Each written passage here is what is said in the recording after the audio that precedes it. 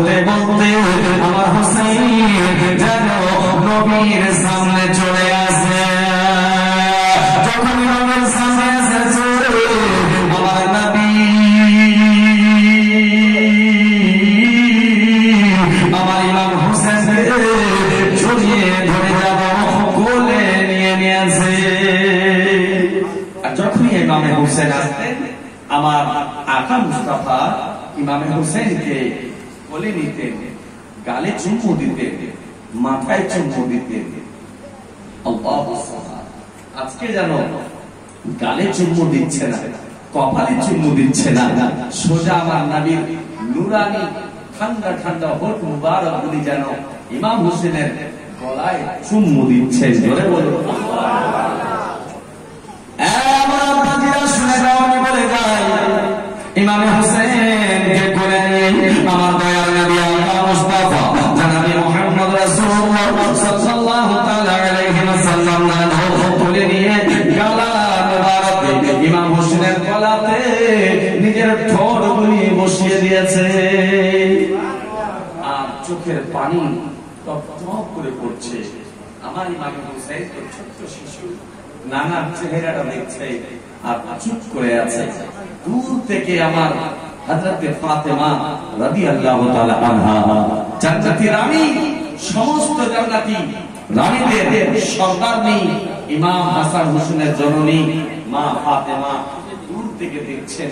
মা তো মায়ের মতো জগতে কেউ আপন আছে নাই।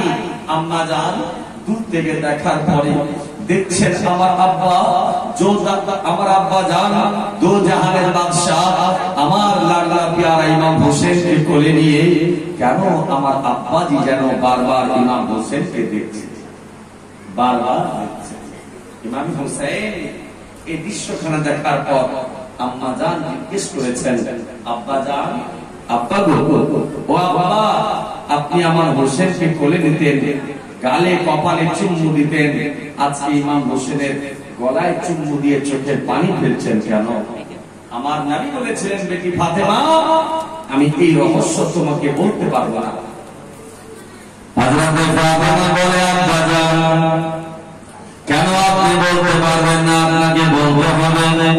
দয়ার নবী জনাবে মুহাম্মদ রাসূলুল্লাহ সাল্লাল্লাহু আলাইহি ওয়াসাল্লাম বলে, ও ফাতেমা,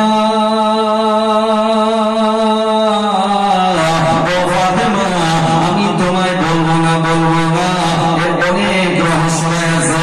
আম্মা জান ফাতেমা বলে, আব্বা গো, আপনি কেন আমাকে বলবেন না, বলুন। দয়ার নবী মায়ার নবী বলে, ও ফাতেমা, এমন কিছু কথা রয়েছে যে মা জননীকে বলা যাবে না দুনিয়ার মুখে। এমন একটা রিশতা মা আর বেটার, মা সন্তানের এমন একটা রিশতা, সন্তানের কষ্ট হলে আম্মা জান মা সহ্য করতে পারে না। আমার ফাতেমা বলে,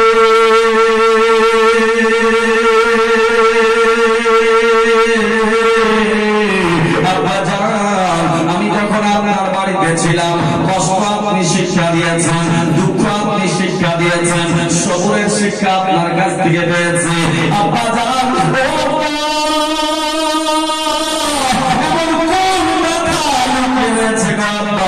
আমি ফাতেমা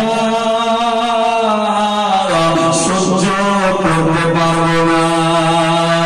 আব্বা জান, আপনি তো বলেছেন ফাতেমা তুমি জান্নাতি নারীদের সন্তান হবে, আমি সব শিক্ষা আপনার কাছ থেকে পেয়েছি।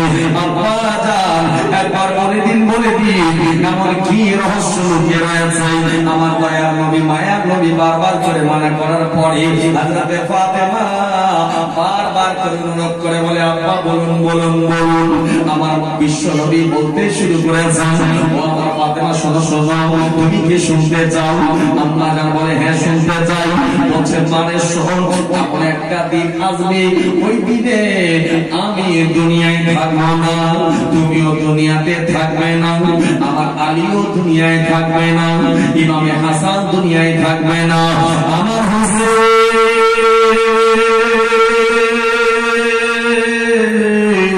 একাই মদিনার জমিনে থাকবে, আমরা কেউ থাকবো না। আর আমার হোসেনকে ইয়াজিদ একখানা চিঠি পাঠিয়ে দেবে। এই চিঠি পাঠার কারণে আমার হোসেন মদিনা ছেড়ে মক্কা চলে যাবে। আর যেমনি মক্কায় চলে যাবে, কুফার লোকেরা বারবার করে যাবে আমার হোসেনকে চিঠি দিয়ে ডাকবে, বারবার করে তারা ডাকবে। আর দিনের মহব্বতে আমার নওয়াজ ইমাম হোসেন নিজের আওলাদকে সঙ্গে নিয়ে, নিজের পরিবারকে সঙ্গে নিয়ে মক্কা ছেড়ে কারবালার দিকে রওনা হয়ে যাবে। ওই কারবালা ময়দানে মুহররমের 10 তারিখে শুক্রবারের দিনে আমরা কেউ থাকবো না। আমার হোসেনকে কুফার দালালেরা, কুফার মানুষেরা শহীদ করে দেবে। মা আম্মা জান শহীদ করে দেবে। মা জিজ্ঞেস করছিল, আব্বা কেন শহীদ করবে?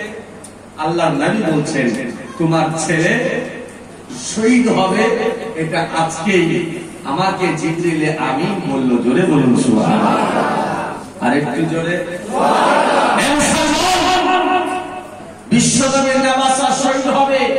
মক্কার লোকও জানে, মদিনার লোকও জানে, নবীও জানে, সাহাবীরাও জানে, মা জানে, বাপ জানে, ভাই জানে, সবাই জানে। কেমন করে কি ঘটনা ঘটলো চলুন যাই। ব্রাদার, আল্লাহর নবী জনাবে মুহাম্মদ রাসূলুল্লাহ সাল্লাল্লাহু তাআলা আলাইহি ওয়াসাল্লাম দুনিয়া ছেড়ে চলে গেলেন। মা ফাতেমা ইন্তেকাল করলেন, হযরতে আলী ইন্তেকাল করলেন, ইমামে হাসান শহীদ হয়ে গেলেন। শুনেছেন আপনারা? আমি ছোট্ট করে সাজিয়ে বলছি আপনাদেরকে। মদিনার মধ্যে একাই ইমামে হুসাইন আছে, সঙ্গে কেউ নেই। ভাই ছিল, শক্তি ছিল, ভাই তো চলে গেল। জহর পান করিয়ে ইমামে হাসানকে শহীদ করে দেওয়া হলো। কমজোর হয়ে গেছে, দিলে আঘাত লেগেছে, দুর্বল হয়ে যায় মানুষ। বাড়িতে যখন বাপ মা ভাই বোন মারা যায়, ঠিক কিনা, মন দুর্বল হয়ে যায়। ইমাম হুসেন চিন্তায় পড়ে আছে। হে মুসলমান, ওই মদিনার গভর্নর ওয়ালিদ বিন উকবা নাম ছিল, উনার কাছে ইয়াজিদের দরবার থেকে একখানা চিঠি এসেছিল। কখন? আমিরের মাওয়া ইন্তেকাল করার পরে সিংহাসনে ইয়াজিদকে কেউ বসায়নি, ও নিজেই বসেছে। নিজেই বসে সঙ্গে সঙ্গে চিঠি লিখলো। প্রত্যেকটা রাজ্যে একটা করে চিঠি লিখে দিল, ওদেরকে বয়াত করাও, এদেরকে বয়াত করাও। ঠিক মদিনার গভর্নর ছিলেন ওয়ালিদ বিন উকবা, ওনার কাছে একটা চিঠি আসলো। চিঠিতে ক্লিয়ার লেখা ছিল, ইমাম হোসেনকে ইয়াজিদের নামে বয়াত করে নাও, বয়াত না করলে জোর করে বয়াত করাও। চিঠিখানা আসার পরে হে মুসলমান কি করছে শুনুন।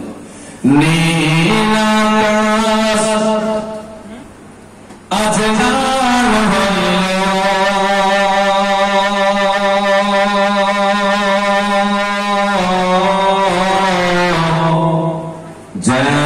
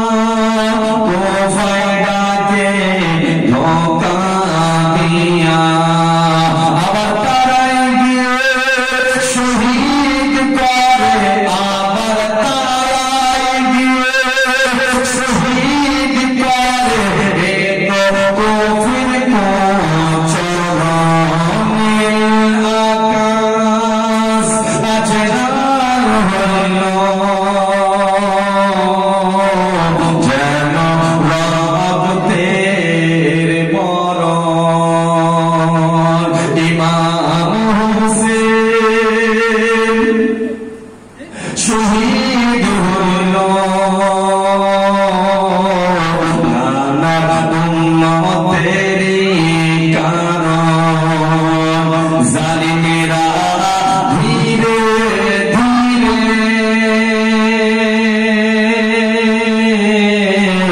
জালিমেরা ধীরে ধীরে তীর মারছে হোসেনের জালিমেরা ধীরে ধীরে তীর মারছে হোসেনের ইমাম হোসেন কাতর চলে ইমাম হোসেন কাতর চলে আল্লাহকে করে স্মরণ আকাশ আজ লাল হইল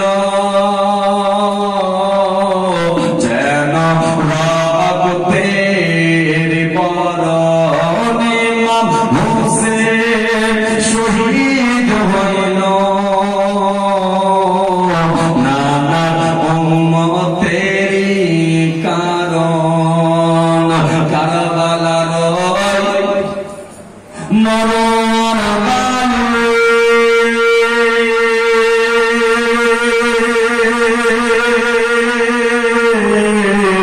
কারবালার মরণ গানে লায়ের ইমাম সারাদিন ধরে কারবালার মরণ গানে